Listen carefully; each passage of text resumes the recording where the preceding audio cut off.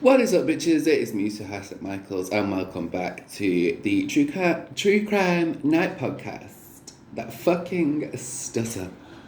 I ain't missed that shit. So, welcome back to the Nighttime Podcast. So, a quick little announcement. First of all, happy Halloween to all my lovely subscribers out there. And also, I'm going to be dropping a little project for you guys, a little mini Halloween kind of project. It's not quite Halloween related, but it kind of is. I'm going to be dropping 5 cases for you guys from around about... I'm filming this the 8th today, so I might put it the 14th to Halloween, I'm thinking. Drop 5 little cases for you guys, all mystery cases. They're not necessarily Halloween related, but they are related to Halloween in the sense of the unsolved. They're very eerie, they've got a very creepy vibe to them, and this is one of them. And today is episode 7. We are going to be discussing the case of Asha Degree. But before we get into it, if you guys would like to like today's video, leave a comment or a case suggestion down below. Don't forget to turn on your notifications bell, all that good shit. My social media and my accredited sources will be in the description box down below. So Asha Degree, in case you don't know, is a pretty well-known case. Just to give you a quick synopsis of what the case is about a young girl that basically went missing during the night, and she hasn't been found, and it has been almost 23 years since she disappeared. So I thought it'd be necessary to introduce a little bit of what Asha's character / her personality / her mental state was / how people knew her, friends, family, how she was interacting with, people that knew Asha and really had a familiarity, this fucking stutter, a familiarity with Asha. Also, side note, if my stutter's annoying, I'm really sorry, but I don't know why. I've been doing YouTube for ever, and I get so nervous when I get on camera. Even when I'm not even on camera, I still get nervous, so my bad about that. So what we learn about Asha is she's actually an incredibly smart girl. She did very, very well in school. She was into books, she was into education. Her grades were really, really good. She was very good, and she excelled very much so at science, mathematics, sports. She was very cautious. She was very afraid of dogs. She was afraid of strangers. She was afraid of the dark. She was afraid of people and places that she didn't know. She lived a very, very sheltered life, which we'll get more and more into as this episode goes on. But bear in mind that she did live a very sheltered life. She was very, very optimistic, she was a high achiever, and she was also very shy. So that is just a very brief synopsis of Asha's kind of personality and character traits and how she was kind of in her own little life. Bear in mind, at the time she disappeared, she was only a 9-year-old child. So bear in mind, her character and her personality and things like that wouldn't have developed fully by that point. Which isn't quite necessary to add to the story, but a little bit of biology does help.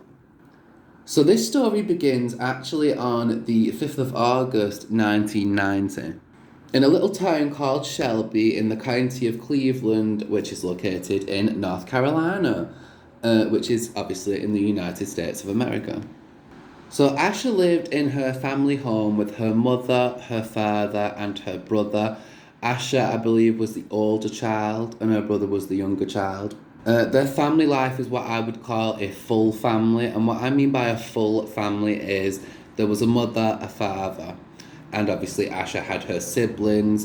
Both the parents worked. They were a very deeply devoted and religious family, very much so into church and Bible studies. A lot of their life, socially, intellectually, from different perspectives, was based around the children. So it would be a lot around the social activities, maybe after school activities. It'd be around the church, Bible studies, or participating in church events, participating in school events, so on and so forth. The Degree family didn't have, by the way, they didn't have any form of internet access within the home. They didn't have a computer. They did have a television and they did have a telephone. Bear in mind, this is in the 2000s. Now, another thing to note is Asha and her brother were actually part of what they would call now the latchkey movement, which was basically, I don't know if it still happens today, it probably still does, which by the way is quite dangerous, but it used to happen even when I was a kid, and probably way before then, I'm sure of it, where basically children would get home before their parents, whether their parents be out doing something like shopping or, getting the groceries, and they'll come later, or the parents are working, something like that. Any situation where the child has to let themselves in to the home and also lock the home as they enter the home, if that makes sense. So Asha and her brother were doing that a lot. So Asha's mother and father would be out working, and Asha and her brother would often let themselves into the home and lock the home, and they would stay in the home until the parents got home. That was quite a common thing for that time, even in the years after too, because I definitely remember me being a child, not a child, but a young teen being allowed to stay home. Definitely not 9 years old allowed to stay home, but, my point is it's common. Or it was common, I'm not sure too much these days, but if you do that with your children, I don't recommend it. It is so much better to be safe than sorry. Also, the Degree family were actually within quite close proximity of people that they knew, neighbours, friends, and also family. Family lived very close by within the actual local proximity and kind of like local perimeter. So friends, family, cousins, people from the school, people from the church. So a lot of people in Shelby did actually know the Degree family and were familiarised with them in some way, shape, form or fashion. Hi, me in editing, I just realised I made a mistake. Or I might have made a mistake and completely forgotten this may be a completely pointless edit, but if I said that Asha was born in 1990, if I said that Asha went missing in 1990, I apologise. What I was meaning to say was she was born in 1990. She actually went missing in 2000. So my apologies about that. That was confusing. I don't even know if I need to insert this edit in, but I don't know. Watch and find out, y'all. Let me know. Anyways, on with the video. Bye. Which brings us to the actual day that Asha Degree disappeared. So we're going to get into the events of that day, leading up to that day, and of course the disappearance.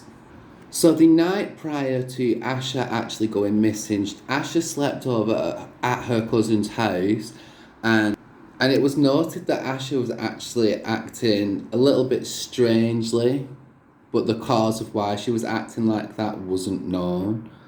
But anyway, Asha was picked up and taken to school the next day, where she actually had a basketball game the next day.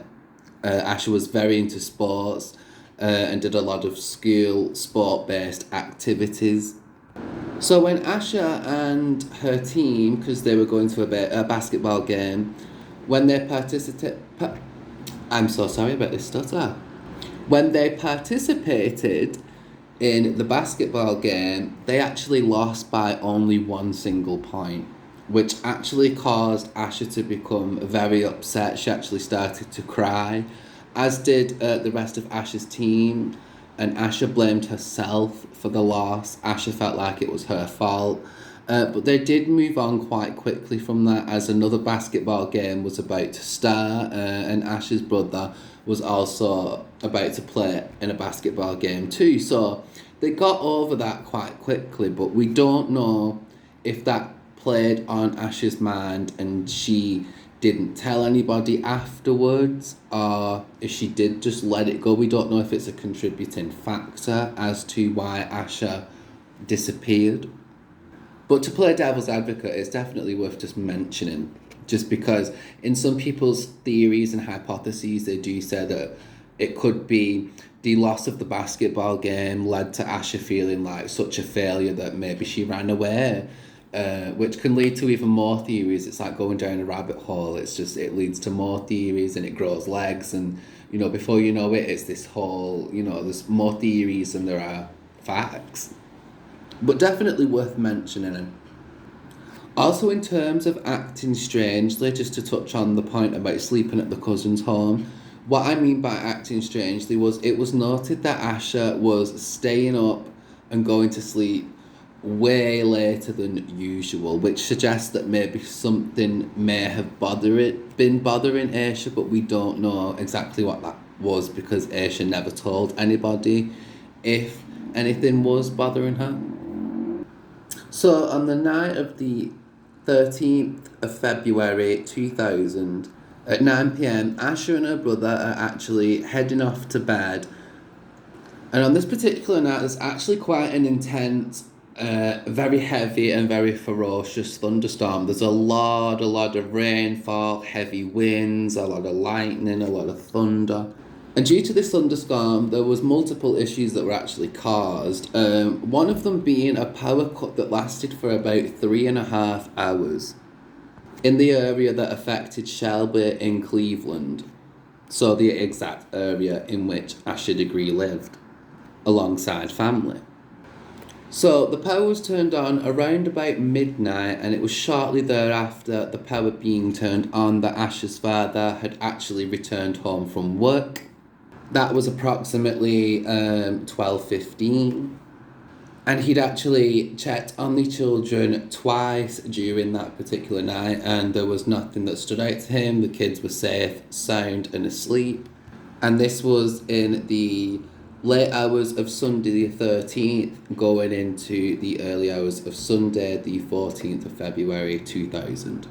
And it is believed that at some point between 3 and 4 is when Asha went missing, was abducted.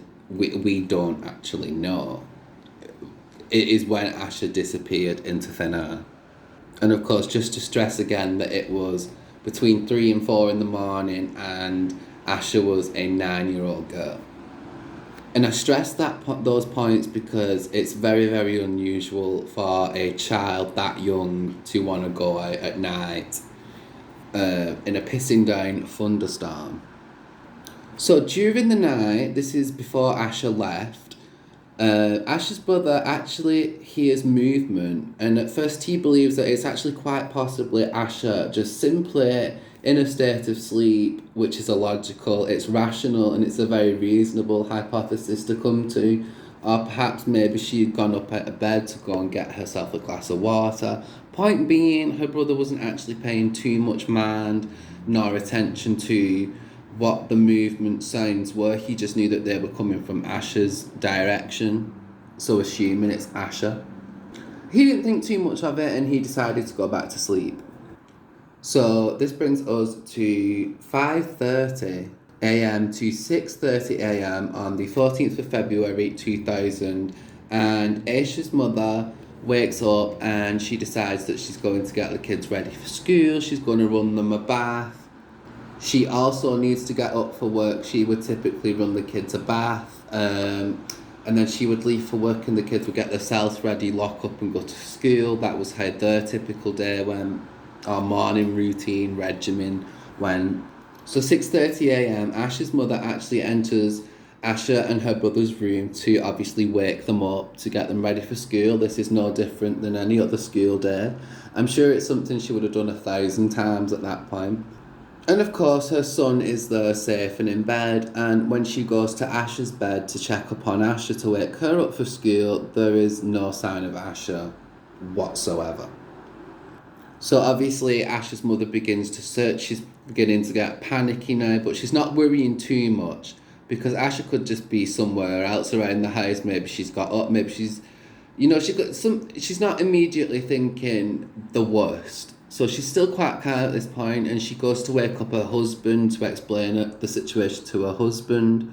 And obviously after inquiring with the husband, and he doesn't know what's happened either, he's explained he checked on the children twice during that night. They seemed fine.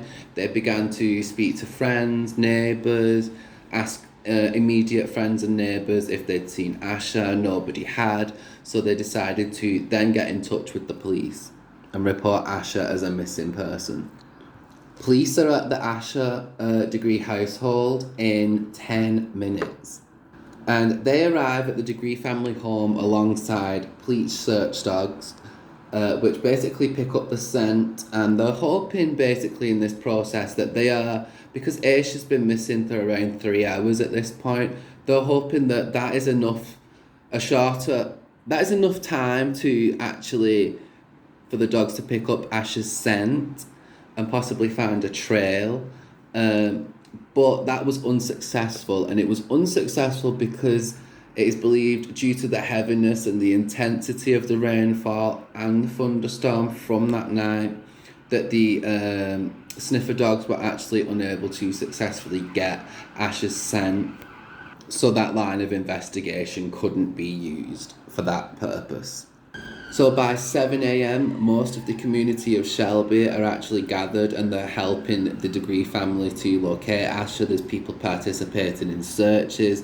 There's people help spread the word out. There's people talking to random people, saying, hey, have you seen Asha? And Asha's case is getting quite a lot of attention quite fast within the local community of Shelby, leading to actually a lot of neighbours and friends and people that just lived in the local area of Shelby actually completely cancelling their plans for the entire day, purely to help the Degree family find Asha, or help them in any way, shape, form, fashion, manner they can possibly do so. Which just shows the more positive side, doesn't it? It shows the more positive, the more nice, the more loving side of us human beings. That we can all come together in a family's time of need, in a mother's pain and a father's pain, and unite and help them. Even going so far as to stop our own lives just to help those people that really need our help. Also, members of the church were gathering to help the family. Members of Asha's school were gathering to help the family. Even police helicopters were sent out, and they did searches for Asha using infrared heat detection. That was unsuccessful. So that's another line of investigation that is pretty much at a dead end. Searching isn't turning up anything. Talking to people isn't turning up anything. Asha's disappearance was widely reported within the Shelby and North Carolina and surrounding local areas, which actually resulted in 2 witnesses and a man coming forward with some very unusual but very useful information in regards to the disappearance of 9-year-old Asha Degree. So 2 truck drivers and another witness shortly thereafter came forward, and they told police that they'd actually spotted a girl matching Asha's description between 3:45 a.m. and 4:15 a.m. on February the 14th, 2000. The girl was actually matching Asha's physical description, and she was seen walking along a highway in North Carolina. More specifically, that was Highway 18. And one of the witnesses growing incredibly concerned and also confused and very worried about this young child, because it's 3 a.m, this child is not wearing the appropriate clothing to be out in a thunderstorm. And it's a very young child out in a thunderstorm. It was confusing this man. It was making him feel very concerned, and he felt like he wanted to go and help this girl, and he was trying to get her attention. However, when she finally clicked onto the fact that he was trying to get her attention, she actually became very fearful, and she fled into the nearby woods. And the sighting of Asha actually fleeing into the woodland, the nearby woodland, that is actually the last confirmed or known sighting of Asha Degree in almost 23 years. So we're skipping ahead to February the 17th, 2000, and items that are belonging to Asha are actually located by police not far from the prior mentioned woodland, which Asha was last seen fleeing into in a panic. Because one thing about Asha is she did not like strangers. She was very afraid of strangers. She was very, very shy. And once again, just to keep reiterating and stressing the point of, she lived a very, very sheltered life. Their family life was about church and school, pretty much. They didn't have internet access. They didn't have parents that were, partiers or anything like that. The children didn't, misbehave or anything like that. They were very limited, but in a good way. Limited, but in a healthy way. The Degree parents actually took very good care of their children in that respect. So Asha was very, very afraid and anxious around strangers or unfamiliar people. Located in a shed was actually a photograph of an unidentified African American girl. She was a young girl, and from what I've tried to find out, I'm unsure if this girl has even been identified herself. I don't even know if this girl is missing, but the photo of the girl found in the shed was not Asha. But there were some items located within that shed just near the woodlands in which Asha was last seen that were actually positively identified as belonging to Asha Degree. Which I want to just point out or add in here that another hypothesis or a theory that I've seen brung up is that there is potentially a child killer or a child serial killer out there within the North Carolina area, possibly within the Shelby area, that is targeting young black females that are minors, just because Asha disappearing and a mysterious photo of a girl who happens to be a young African American girl are found together. Some people have hypothesized, could these be some kind of sick souvenirs that this killer or killers have taken? Again, if I'm playing devil's advocate, which I will do a lot, I will come in and play devil's advocate a lot in these cases and kind of even the arguments out as best I can, just so everybody has a fair idea. Because there's many a hypotheses, and when you go down one rabbit hole, it leads to another and another and another. And I want us to stick to the facts more than the theories, more than the hypotheses. But it's something that we can't rule out. I just want to stick that in mind. So I'm playing devil's advocate here. I'm just trying to even out the argument, and I'm just telling you guys, let's keep the facts in mind. It is believed that Asha actually left her own premises by herself. However, personally, what strikes me as odd, personally, is that Asha is said to have been absolutely terrified of storms by people that knew her, friends, family, school associates, so on and so forth, people at the church. It was also noted that she was afraid of the dark, which kind of gets you thinking. It's food for thought, because if you're afraid of thunderstorms and loud noises and you're scared of the dark, why would you willingly leave at between 3 and 4 in the morning?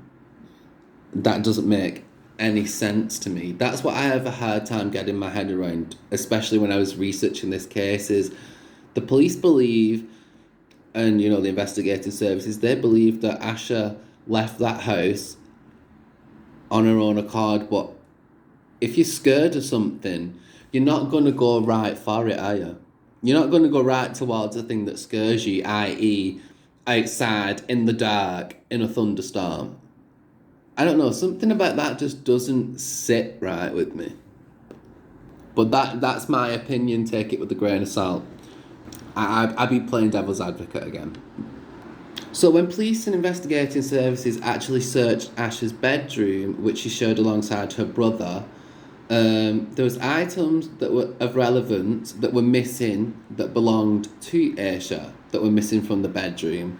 Her house keys, a Tweety Bird purse, and items of clothing, as well as a backpack. Authorities have theorised, and they do actually believe, that Asha is responsible for packing that bag that was actually missing. It is believed that the stuff and items that were missing were placed into said book bag. Yeah. All doors and windows were closed. However, Asha did have her own key, as previously mentioned. However, it is entirely possible that she could have been lured out of the house or abducted on the highway that she was seen walking on.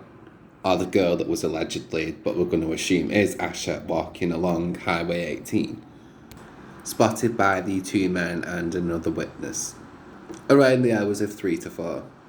However, to kind of even out the argument again, some say it was impossible that Asha was abducted because every door and window in the house were locked.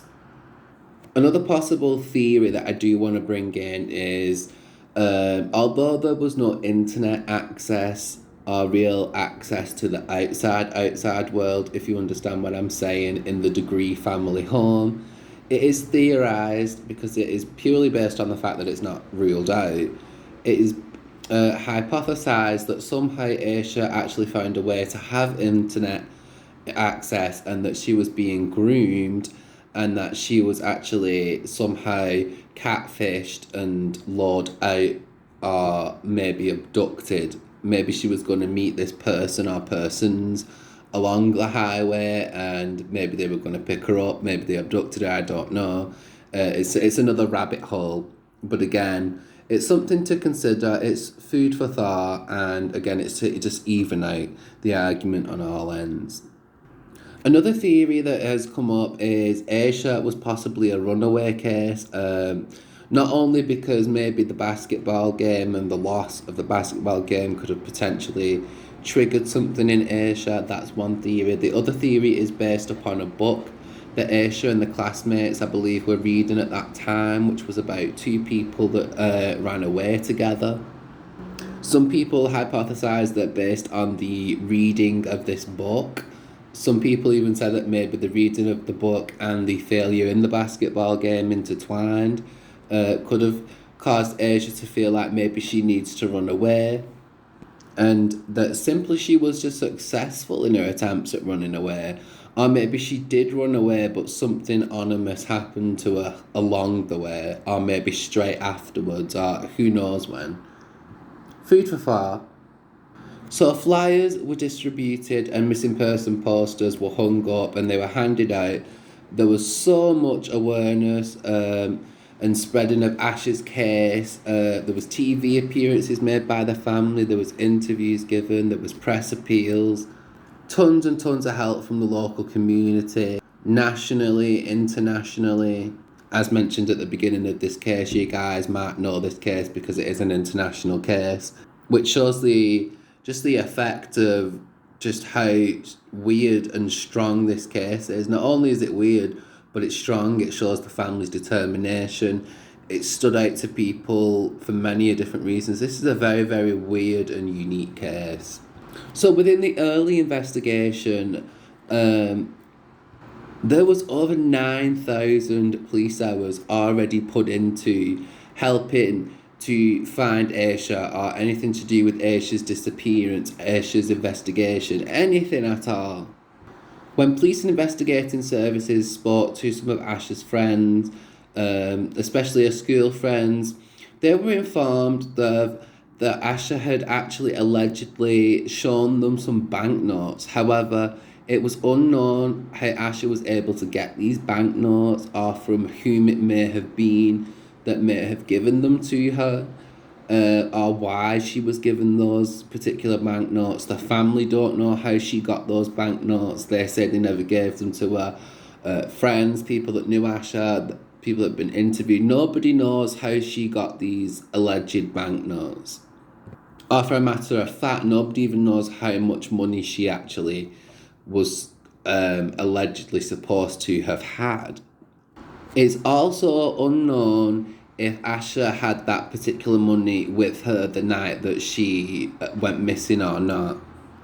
And again, I just want to stress that Asha disappeared February 13th in the late hours, or February the 14th in the early hours. It was between the later end of 3 going into 4 a.m. February 20th, 2000, the search for 9-year-old missing girl Asha Degree is called off. I feel like personally they could have done a lot more searching time-wise. I feel like they could have given a lot more. Not to turn this into a race thing, and I am very aware of the fact that I am white, but I am not oblivious to society, and I do not, I'm not ignorant to what's going on around me. And if that was a white person, we'd be talking about it years down the line. Look at Madeleine McCann, for example. We're talking about that years down the line. Asha Degree doesn't even get a whole year. She doesn't even get a few months. She gets She disappeared on February the 13th. They stopped the search on the 20th. She had 7 days. That's a week. That's 5 working days.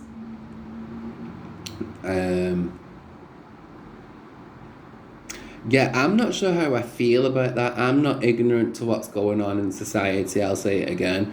Yes, I'm a white person, but I'm also a person that I am not racist in any way, shape, or form. But I feel like there may be some racism behind that, because if it was a white person, and not only that, I do, just to go on a little bit of a tangent real quick, I do true crime research. I've done it for years at this point.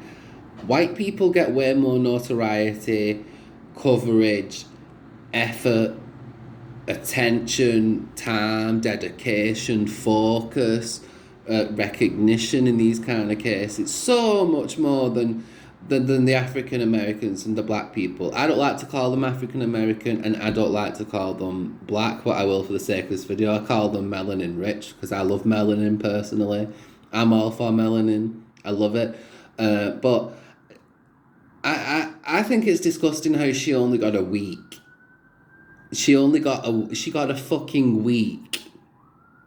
And there's people that we're still talking about for years upon years upon years. Not even Madeleine McCann, I'll give you a few examples.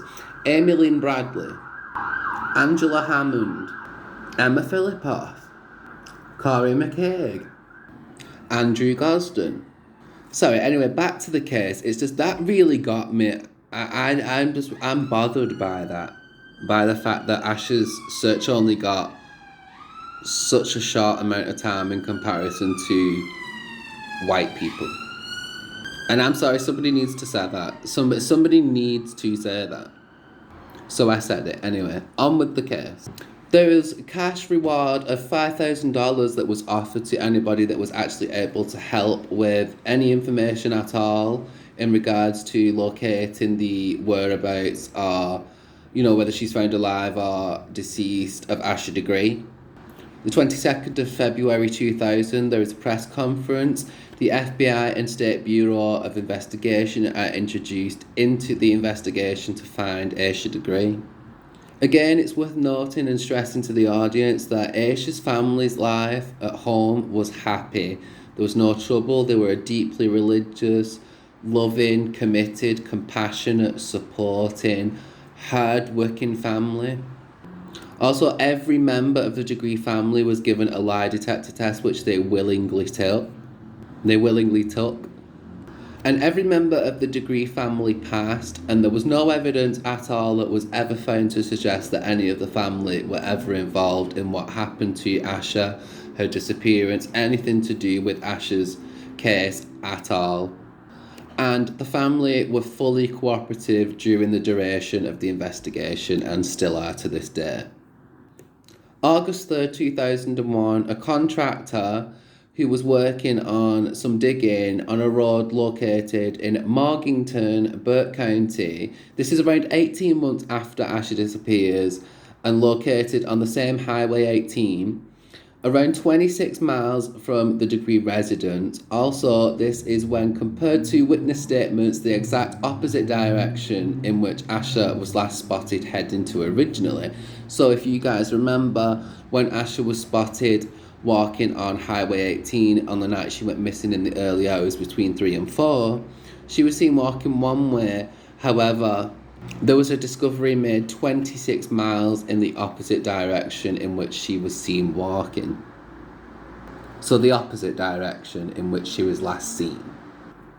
It is possible that she was abducted, but it is also possible if she did choose to leave on her own accord. Let's just go with the police's theory here. Then potentially there's a chance that she could have decided to change what direction she went in. Also, we don't even know if she had a set location in mind. Hypothetically speaking, if we're following the police's narrative here. I'd say it's a possibility though, because it's not been ruled out. So there was 2 black bin bags that were found. Basically, it was double wrapped. And they were dug in the ground, and the contractor, when he was digging, he'd actually managed to unearth these unexpectedly. So the contents that was found within the 2 black bin bags was a child's backpack. And disturbingly, the police investigating services were quite quickly able to identify who the bag belonged to, because the bag actually had Asha's name and telephone number inside the bag. But this did, however, make the process of identification a lot faster. Also alongside the backpack that belonged to Asha were animal bones that were located and a pair of men's jeans, only a short and suspicious distance away from the discovery of the double wrap bin bag. The backpack was sent off to the lab and the forensics team, and the tests were performed. However, the results were not made public. I don't know why. I wasn't able to find that. But again, that's very odd. And I don't understand that. I really don't understand that. So Asha's home residence key was never actually located, as mentioned prior. It was theorised potentially Asha has taken the key with her, maybe, which it is possible. It's with a good amount of chance that perhaps she may have dropped the key when she was outside and she didn't realise. Or maybe she was abducted and maybe had a struggle with an abductor and she's dropped the key out of her bag and she's not noticed. Maybe she's dropped the key inside the abductor's car, we never know. Because there's no factual evidence, nothing solid that can rule any of these theories out.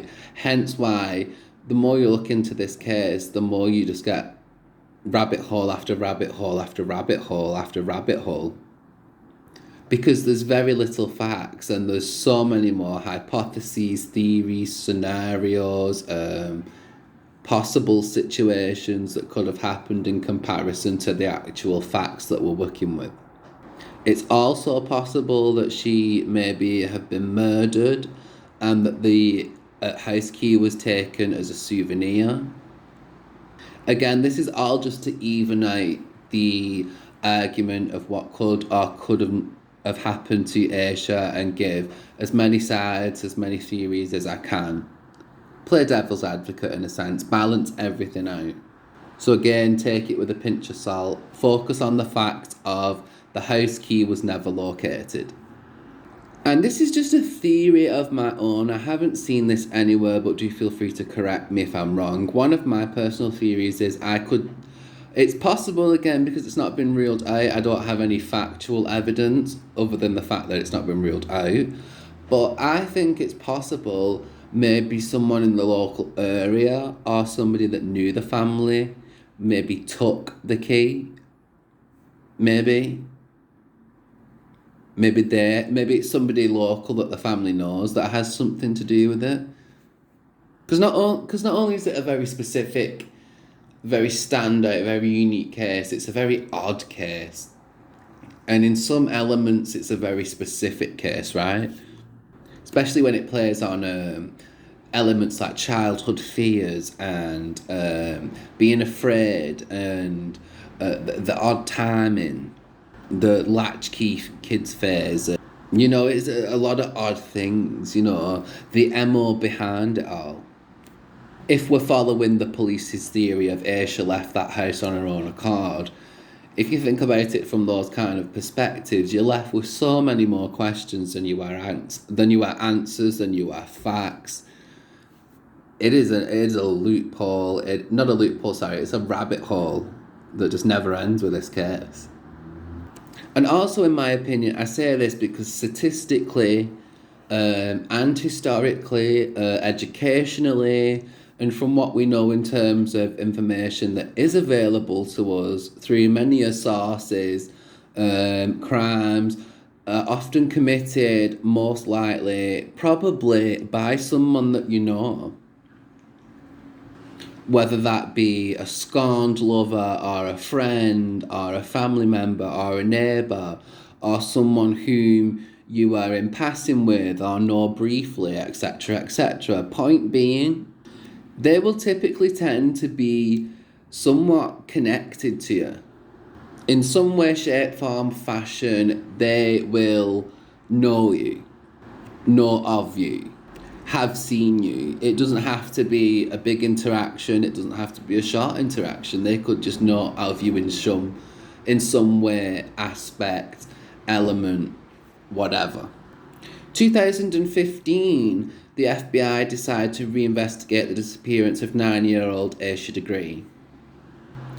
2018, FBI have released 2 photographs to the public, which is basically 2 pieces of evidence found within the backpack, a book that Asha was reading at the time, and an item of clothing that could have potentially belonged to Asha. It may have not. I'll get a little bit into that later on.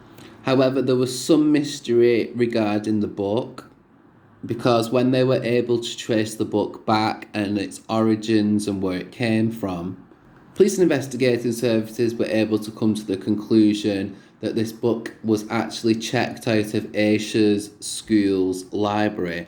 However, the issue they were having was locating who exactly took that book out, because they know, from what I'm gathering, they know it wasn't Asha that took that book out. So who was it that took that book out? And why weren't they able to trace that? If they can trace it to the school, right, why can't they trace it to who it came from? Do you see where... Does that make sense? In my opinion, maybe they kept a log of the books that were being checked out, and maybe if that particular book was checked out, because bear in mind this was the 2000s, things were still done on pen and paper back then with the use of computers too, so it is quite possible that maybe they had a handwritten system of individual books, and whoever was checking those books out, maybe their name got wrote next to that book, and maybe when they traced that book to that school, they seen it was checked out, but maybe didn't have a name of who checked it out. Maybe it was a digital system that kept track of the books and who checked them out, and maybe it was faulty and they couldn't identify who took that particular book out. Maybe it was just through word of mouth, or, there's a million one ways, but it definitely, from what I can tell research-wise, didn't trace back to Asha, but again, I'm not 100% confident on that. I wasn't able to find a definite answer. Which is my whole problem with this case, is there's never... you're going to leave this case... You're going to start this episode off, or hi if you made it this far, and you're still watching. First of all, thank you so much. You're still watching my shit. Anyway, but if you've made it this far, you're going to be confused. And you're going to be like, what the hell at the end of this? And like, none of this makes sense. You're going to leave this video with more questions than answers in regards to Asha Degree. Because I know I did.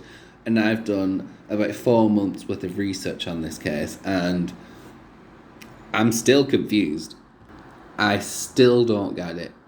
I still find it weird. And it still doesn't make sense.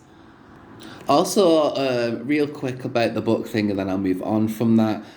I'm pretty sure that it would be hard for teachers and school friends to recall a specific book that was taken out from, say, at the very least a year ago, and at the very most 20 years ago from the investigation being reopened again.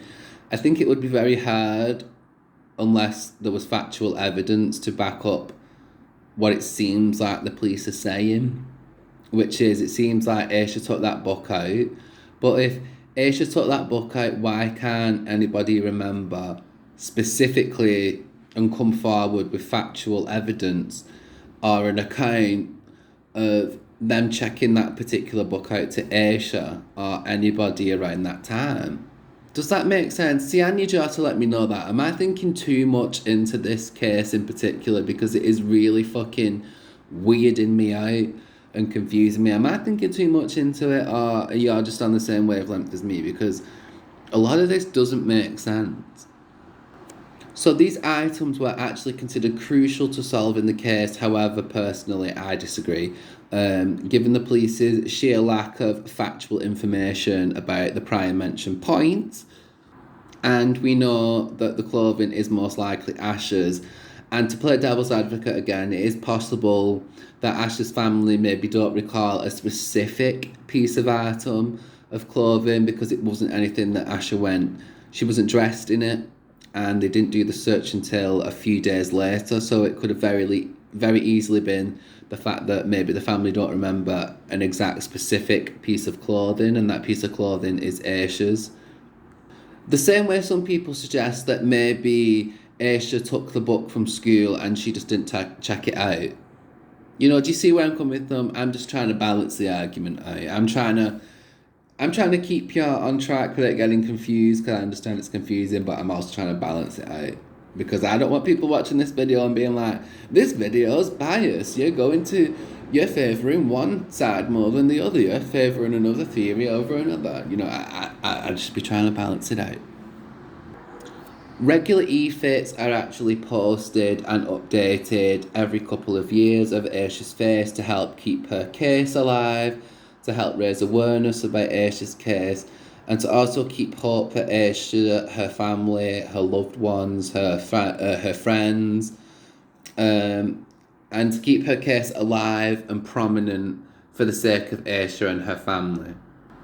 Around this time also, there was an update to the reward money. It had actually been greatly increased from $5,000 now to $25,000 for any information on the case. Currently, Asha's case is a probable murder, although not definite, and currently is a cold case as of 2022. It is believed by police and investigating services that Asha Degree actually left her home on her own accord and later on was met with foul play. That is the police's narrative, make of that what you will. It is also believed that the person or persons responsible, if we were to go with the police and investigating services hypothesis, is that Asha has been murdered. It's possible that they are still in Shelby, that they are residents of Shelby, maybe they live in Cleveland, they're in the local area, maybe they're in North Carolina, maybe they've moved out of the area. Again, that's just another rabbit hole within itself, isn't it? And it's also highly likely that the person or persons responsible are never going to be located.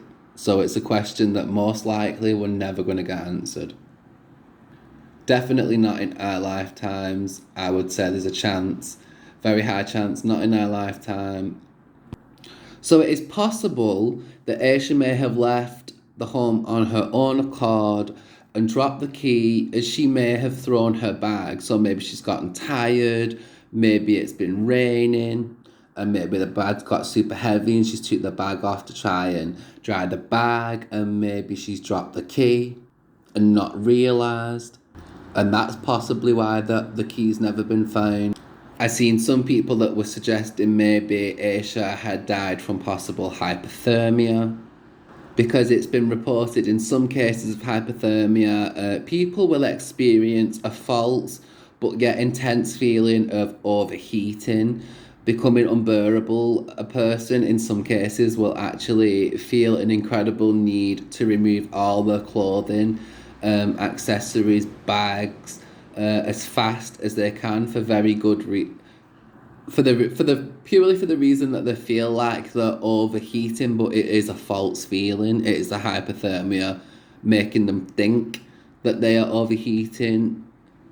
So it's possible she may have dropped the key that way, and that's why it's never been found. Because, you know, hypothetically, she could have dropped that key anywhere along that highway, anywhere along the woodland, in any kind of situation or scenario. She could have dropped that key at any point in time, anywhere, knowingly or unknowingly as well. Another theory is that simply Asha did leave the house to her own accord. She did leave the house, but she may have gotten confused in the thunderstorm and the dark and with running off into the woods and gotten lost and died from exposure to the elements, although I think that's highly unlikely. But again, there's no evidence to rule that out, so, you know, we can't say that that's an indefinite, because it is very much possible. What do you think happened to Asha Degree? What do you what do you guys think is the most probable theory? What do you think was most likely or happened to her? Let me know in the comment section down below. Over the years, there have been hundreds of people interviewed about the disappearance of Asha Degree, even known paedophiles and rapists, and they've never really had much luck with interviewing people. Nothing of value has really come up, which again is unusual in a case like this, is rather unique in a case like this. Uncommon for sure. Also, I'm unsure if this was actually confirmed or not, but one of the theories is that Asha got into somebody's car the night she went missing, and that is how she was able to be taken out of the area. Just to throw that in there. Some say that maybe she got into a 70s style car. Some say that maybe it was somebody she knew. It's just another theory to throw in there. Asha's school collaborated alongside the Degree family to create a scholarship at Asha's school in her remembrance. Every February, the Degree family go on an annual walk. In fact, it's the exact walk that Asha took the night that she went missing. This is also done to raise awareness and money for Asha's case. And it's also done to keep Asha's name and case active in people's minds. Asha Degree is an African-American female with black hair, brown eyes, has a chickenpox scar on the forehead, and has both her ears pierced and wore her hair in braids at the time. Asha Degree has been missing for 23 years almost, and the Degree family are no closer than they were almost 23 years ago. And that is the sad thing about this case. And we hope that Asha one day is brought home safe and sound. I've been Suya St. Michaels, and this is the Nighttime True Crime Podcast with me, episode 7. The stutter. Episode 7, The Case of Asha Degree. Thank you so much for watching, and I will see you in the next one. I love you guys so much, and thank you for all of your support. Credited sources will be down below in the description box, and my social medias will be down below in the description box too. And I'll see you in the next one. Shabbat!